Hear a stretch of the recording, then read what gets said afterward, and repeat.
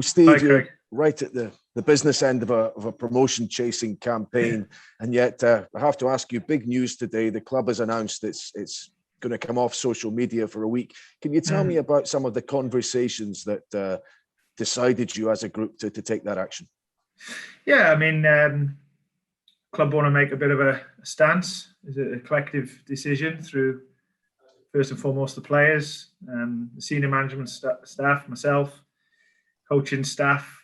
We've had 3 players in the last 7 weeks racially abused on social media, and as the stance is saying, we've had enough, and we want to join in this big movement of trying to eradicate as much as we can any form of discrimination in our world out of football. And we just feel like we need to do a little bit more than just some articles on newspapers and yourself, Sky, BBC. We just feel we need to do a little bit more to raise even more awareness, to educate children especially even more than what's being done. So it's been a sort of powerful decision, I think. I hope. Hopefully it's gained a lot of traction, and even if it helps a small bit in making things a little bit better, then that'll be a good thing. Jamal Lowe is the latest player to be abused. How is he coming into this weekend? And can you tell us about the effect this kind of thing has on your squad? Yeah, I mean, Jamal's fine. He's a fantastic person, very good professional. He's a father himself, and he was the third of the 3 that have received this racism. And the most important thing is dealing or raising awareness of what's happened. But for me, the saddest part a little bit is when I found out, which was on the team bus. I went and sat with him, and he was a little bit like, "Yeah, well, this happens now, doesn't it?"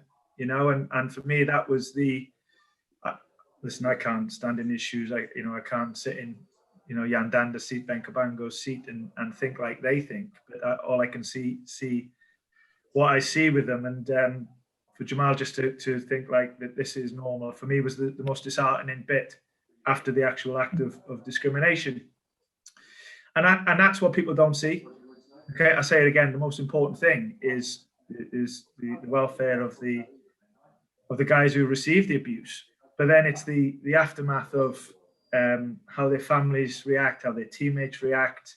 When an article is written or it does get publicly aware, then it can quickly be forgotten about in the public, but the issue is still there.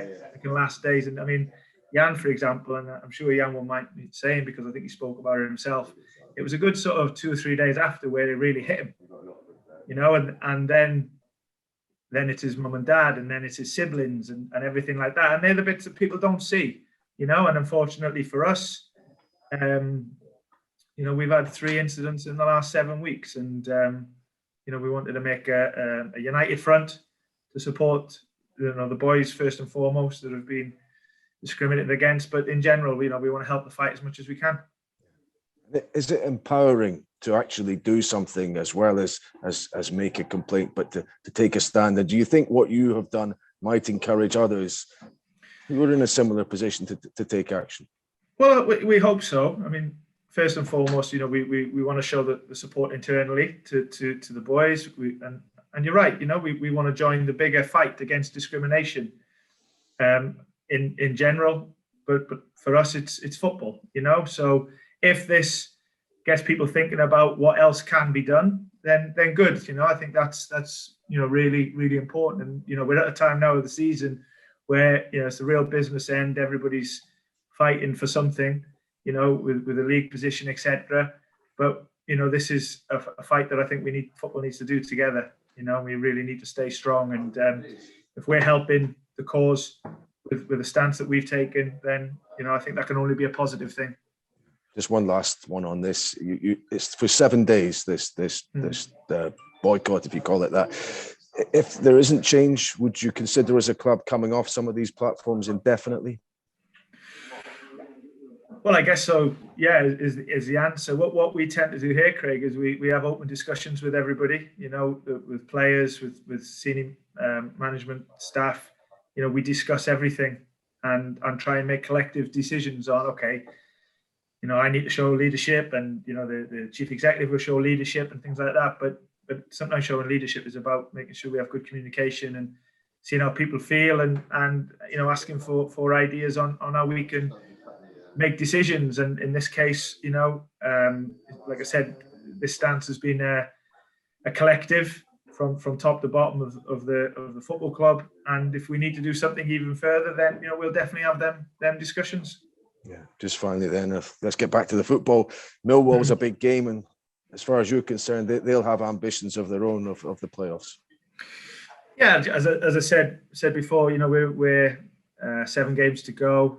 Most of the teams are 6. You know, it's real getting to that end of the season now where points seem even more important and wins. So they'll be no different to us. We're focusing on ourselves. We're going through a tough spell, you know, with results, and you know, we're fully aware of that. But we're looking forward to playing again because, you know, we're determined to get out with a tough spell and put things right. And I think you only do that by staying confident, believing in what you do, and preparing for the next game correctly, and more importantly, going and delivering when it counts. And now's the time for that. So for sure, it's going to be a really tough game against Millwall. They're in good shape.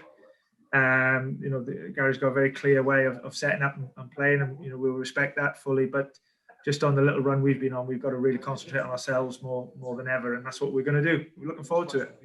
Thank you. Thanks, Craig. Moose. Hi, Steve. Hi, Moose. Hi, mate. I'm sorry, I'm going to have to go back to the big decision of the day, the big news of the day. First, are you surprised it's made these headlines, this bigger news? Am I surprised what? Sorry, mate. That your decision, Swansea's decision, has made this bigger impact. It's all over all news. It's all over. Well, everywhere. please. I mean, I guess pleased more than surprised, because that's what you know. In the end, why have we done this? It's to recognise that this is happening in football society. So it adds to the recognition that these things are still going on. It adds to the fight. And if there's been a positive impact to it and a positive response, then that can only be a good thing, because that means that people will support us in what we're doing. And you know, football clubs, I'm sure, will join us and maybe do some stuff of their own, of a similar standing. So I'm not surprised, because I generally feel that most clubs will feel the same as us in terms of, you know, we need to get all sorts of discrimination out of the game as quickly as possible, particularly on social media when it's you know, behind a phone or an iPad, etc., and nobody knows who it is. So if the impact has been a big one and a positive one, then you know, that's got to be a step forward. In terms of backing from other clubs, would you like to see this afternoon or tomorrow some of the big real powerhouses in the Premier League say, right, we're going to back Swansea and what they've done, we're going to support them? Well, that would be great if that happened. It's a club's prerogative, isn't it, how they deal with forms of discrimination and whether it's happening. I mean, for us, Moose, like I said before, it's real. We've had 3 players, you know, in our first team squad in the last 7 weeks that have been discriminated against racially. You know, so that's where this is born from. Is our own feeling on it internally.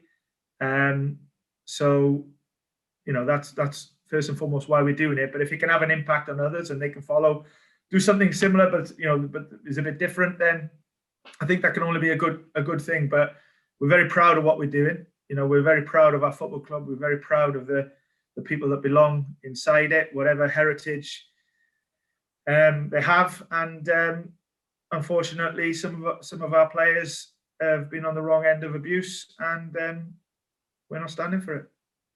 You mentioned those players, Jan Dander, Ben Cabango and Jamal Lowe. In your dressing room, because it's happened once, twice, 3 times, the players, do you know, can you see, do they physically go out to play a game now thinking, I mustn't try anything, I mustn't do anything in case I do something wrong, because I'm going to come back in, and then, you know, when I ring my wife to say, right, I'll be home in an hour, suddenly message after message will appear from social media. Have you actually seen that, Steve? Well, I feel that as a manager. You know, I often think, you know, that when you're on the end of maybe a poor performance, you make a mistake, you know, maybe you score a goal because it could be an opposing supporter that might do something. I often think, sometimes I remember sitting on a team coach not so long ago when we'd had a disappointing performance and result, and I was thinking, I hope somebody doesn't receive something tonight, and lo and behold, we did. So I know that I do think about that quite a lot, and I'm sure a lot of managers will be the same, a lot of clubs will be the same. And that, you know, and that for me is probably the most disheartening thing beyond the actual abuse that goes on, is that you're half expecting it now. I mean, I'm sure, Moose, you could do a story every day on something like this that's gone on, you know, and that's the reason why we have to do what we're doing. And if other clubs do, you know, I see some of the Rangers stuff that's happened this week. I see some of the Brentford stuff that's happened this week. We've just got to keep raising awareness, educating particularly the young people in this world, and hopefully, you know, things improve bit by bit as time goes on. Let's talk about the game at Millwall. The points have dried up, the goals have dried up. Yeah. At exactly the wrong time, Steve. Well, yeah, no, great timing. Moose, I don't think it's ever a good time to as you said, to not pick up any points and score goals. But, you know, as I've said before, you know, success ain't easy, and it's an up and down road to reaching objectives. You know, we are on a bit of a downer at the moment. We talk about that openly with the group are the same. But you have two choices, don't you? You either fight and work even harder, believe even more in what you do, or you accept it and you give in. And we certainly won't be the latter. So we recognise we've got to do things a bit better. I've loved the attitude of the players this week, which is normal, to be honest, and there's a real determination to put things right, because we've worked really hard since we came back from lockdown, truth be told, and it's been a full 12 months of hard work with determination and of idea of how we want to get to where we want to get to. And like I said, if we get there, it's going to be a hard journey, and this is just a difficult moment. So Millwall are in good shape. You know, they've had some good results. They play in a clear way. A lot of respect for Gary and how he sets his team up. But we need to focus on ourselves and be ready. And no better way to put things right than the next game. And that's certainly going to be our approach. I was never very good at maths, but I think I worked out if Watford avoid defeat against Reading before you kick off, that pretty much means it's playoffs. Going to be playoffs for you. Is that what you've got to focus for now? Regroup and get some form together for what was last season a playoff campaign, and this season is going to be a playoff campaign. Yeah, I mean, I think where we're at, Moose, at this moment in time is just focusing on getting the win, you know, and we're talking about how do we win, and that's, as I said, it's believing in what we do. It's knowing that some of our standards have fallen a bit short, not through a lack of try, not through a lack of effort, just, you know, it could be an accumulation of stuff, but we're recognising that we need to step up now, and that's where our focus is, on just getting that next win. We recognise that we've lost a lot of points to the top two. We won't give up on anything until it's, as you say, mathematically possible. But you know, our biggest focus is getting back to winning games and winning in the way that we play, and you know, that's enough to think about rather than anything else. So that's where our focus will remain. I just want to ask you a couple more on. You've used the loan system really well. You've brought in young players and you've brought in experienced players as well. Ryan Bennett, and then obviously Conor Hourihane has done really well for you. The benefits of using the loan market and how you go about identifying whether you want to work with and develop young players for other clubs or just have them for 1 year for Swansea to benefit you. Well, I think there's an individual story behind every loan player. So if you look at, say, Mark Gurhey, that's been, you know, one of our outstanding players this year, I think that's a situation where everybody's benefited from the move. So I think Chelsea have got a 20-year-old centre-back playing week in, week out in the Championship. The boy himself is getting great experience and playing at a really good level, and we're benefiting from that by having him with us. So I think everybody benefits from that. You know, with the likes of Connor Hourihane, that was a little bit of, we lost a lone player in Morgan Gibbs-White in January, which was a blow at the time, and we needed to replace. And Connor's individual situation at Villa meant that he wanted to get out and play games, and Villa allowed it, and we jumped on the chance while fending off, you know, a number of clubs. So it's difficult to put every loan in a category, if you like. I think they're all different, and the rationale behind them. But what I would say from Swansea's point of view is we in the end, you know, however many years down the line, we don't really want loan players. Not because we haven't enjoyed Mark and Connor and Rian Brewster and whoever else has been with us over the last couple of years. We've had to, because of where we're at the moment as a club and finances, etc. But so it's been a necessity to bring them in. But of course, you want your own players. You want to be developing your own, especially the young ones. But we're not quite at that stage yet. You know, that's for a bit further down the line. Brilliant stuff. Listen, you're a legend. You know that. I'll see you soon. Thanks, mate. Stay safe. And you. Dan for Mitch. If that's all right. Thanks, Ben. Yeah. Hi, Steve. Hi, Dan here from the BBC Hi, UK. mate. Yeah, good, mate. Yeah. Without labouring the point, you know, it is a big talking point today. Just to take you back to the abuse the players have suffered recently. Like you say, it is disheartening to hear someone like Jamal say that he is becoming used to this kind of stuff. As a club, have you had to bring in any kind of extra provisions in terms of counselling or anything like that for the players? No, I think first and foremost, I don't think you guys need to be apologising for asking as many questions as you want on this, because that's maybe your role in it as well, is to keep, you know, raising the awareness, and we'll answer as many questions as we need to. I think that the answer is no. We haven't brought in any professional support into it. What we have done is shown the players, I hope, a lot of care, a lot of attention, a lot of support. They need to know that we're here for them. But I like to think that that's been there anyway, even before this. You know, we have a culture there where we really look after our own. I think that's the sign of a good culture, not just when something goes wrong and you're here to support them. I think a good culture is them things I just said every single day, you know. So, but we're constantly speaking to the players. I mean, unfortunately, it's not about me, but my experiences of seeing players, this is, it happened with England, now it's happened with Swansea, and what I've learned is that everybody's different and they deal with it differently, and you've just got to be there to go wherever they want to go with it. And I think myself and the club's responsibility is to do two things. I think it's to make sure it's reported officially, so that, you know, if there can be some punishment for people involved, and, you know, then, you know, that would be right and proper.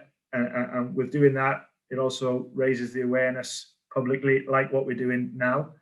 And then the other thing I think that we do is just make sure we're there for these boys. I think that's my role. You know, the teammates' role, you know, the support staff's role is to know that we generally care for each other, and, you know, recognise that however, you know, the guys want to deal with it, then we have to support them in that way. And some guys can brush it off, and some guys it takes a bit longer to get over it, and you have to be there for them through that process, and not just have one conversation with them and forget about it. You've got to constantly speak to them.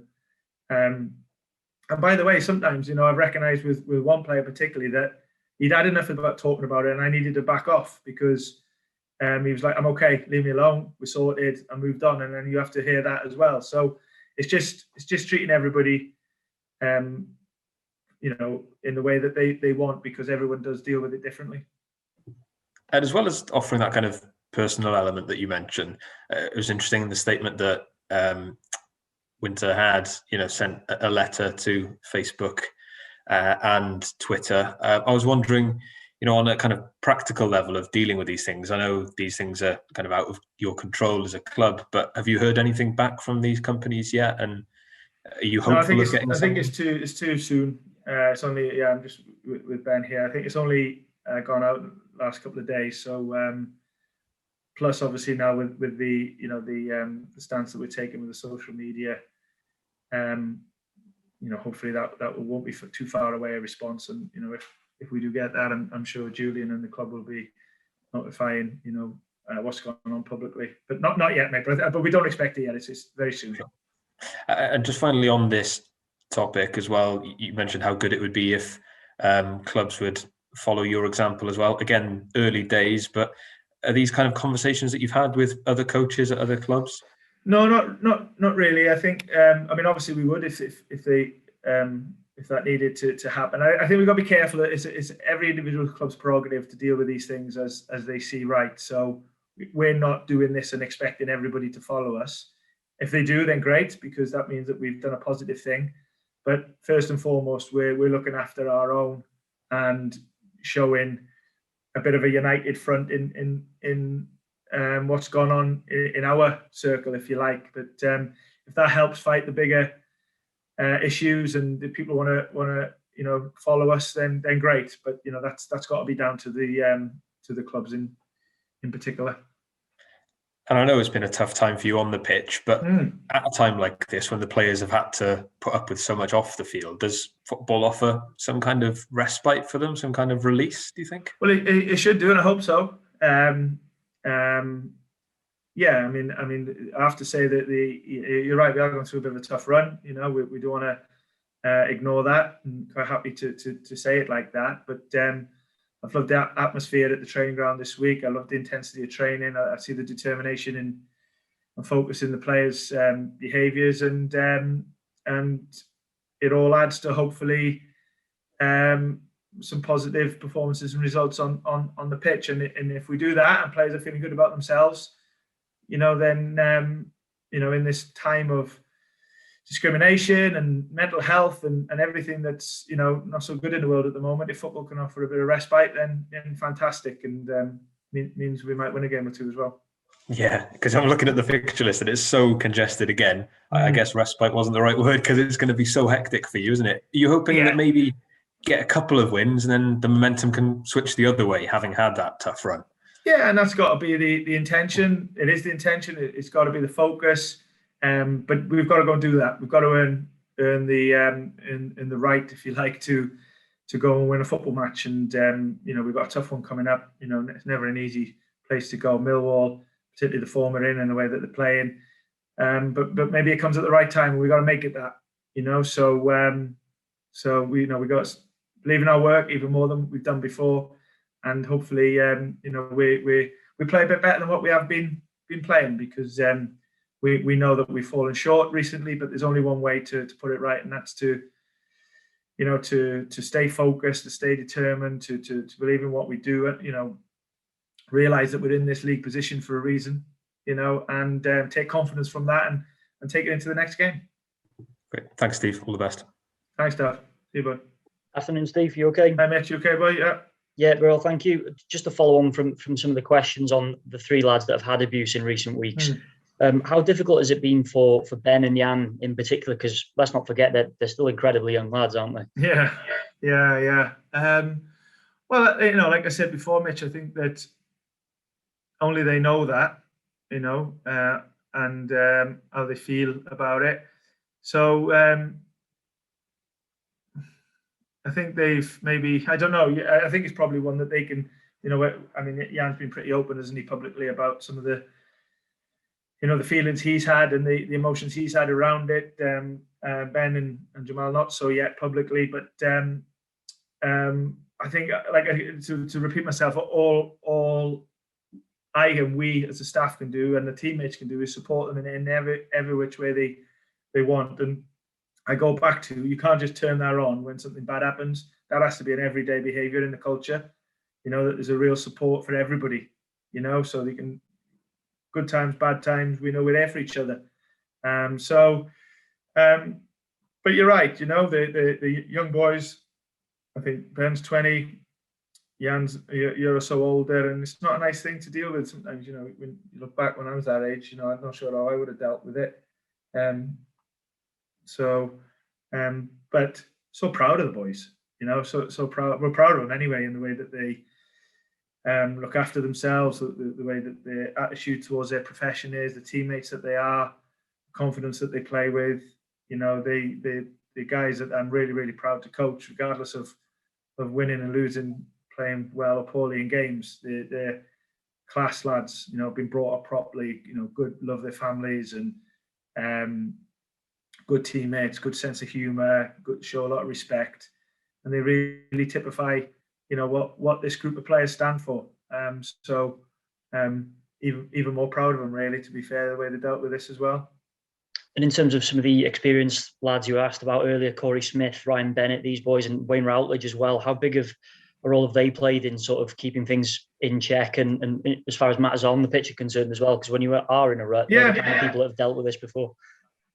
Yeah, exactly. And I think that's really important. It's that that everybody comes to the fore and brings to the table what they have. And the boys you just mentioned have experience, they have know-how, and not just about playing the game, but understanding the situations and maybe offering a bit of perspective on things. And yeah, I mean, listen, the general feeling out of the group at the moment is that, yeah, okay, we know we've got to get that next win as quick as we can, because it's, you know, it's not good when you go on a bad run.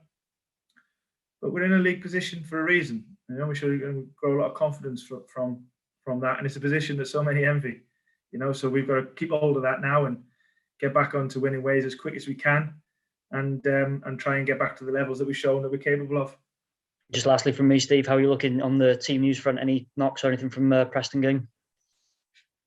No, nothing from the Preston game.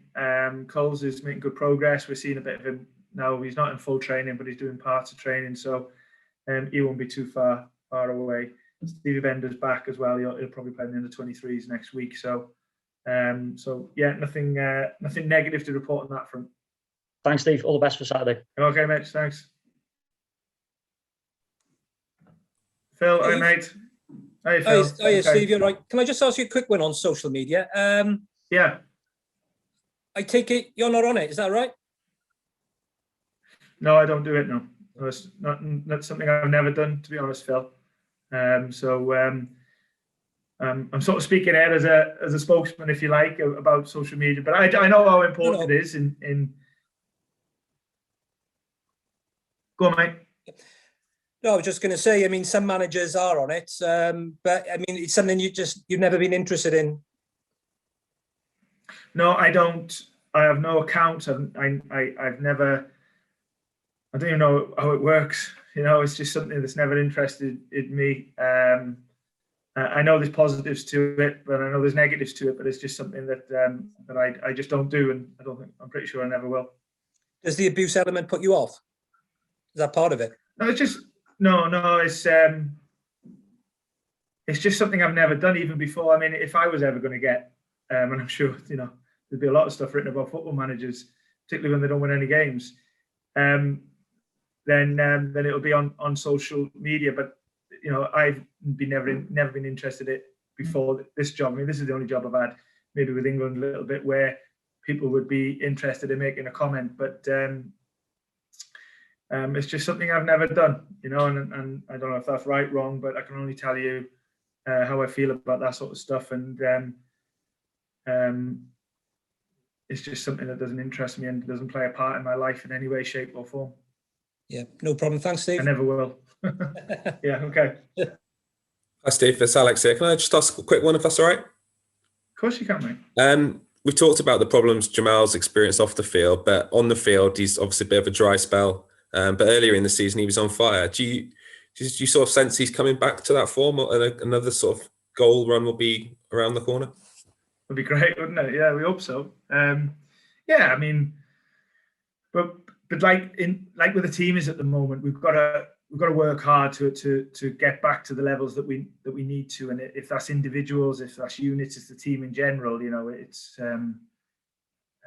you know, it's the difficult times, and we want to define us, not the good times. So, you know, getting through a tough spell and coming out of it the right end is always a positive thing. And for Jamal, if that means scoring goals, if for Grimes it means doing something in his game, if for Freddie it means doing something in his game, then the boys need to really deal with that themselves, and we'll offer them support in doing it. And then obviously as a team we need to do the collective. So Jamal would like to be scoring more goals, so would Andre, so would Jan, so would Morgan, but it's midfield players a lot. We even had goals from wing backs this year, haven't we? So it's a collective thing, and one we're committed to putting right. Whenever we've spoken to the players this year, there seems to be a real togetherness about the squad, and the club's obviously shown that through their actions today. Can that be a real sort of galvanizing thing and springboard for the running? I think so, and I hope so. And seeing how together the group have been over the last sort of few weeks really has been good to see, because the last thing that we need at the moment is a lack of togetherness, and we have the opposite, to be honest. And like I said, there's real determination to put things right. So if this helps in that, then that'll only be a good thing. Great, thanks for your time. Thanks, Alex. Hi, Beth. You all right? Hey, you're right. Sorry, I'm late. Yeah, you? Yeah, All good. right. I don't want to repeat questions for you, so I'll I don't want to for you to, just in case. So Okay. So you're not asking anything, no? oh, well, just out of fear of, I don't want you repeating yourself. That's all. But Okay. Been a load of questions. I'm sure you'll get some in, Beth. Anyone else, or is that it? See you Saturday.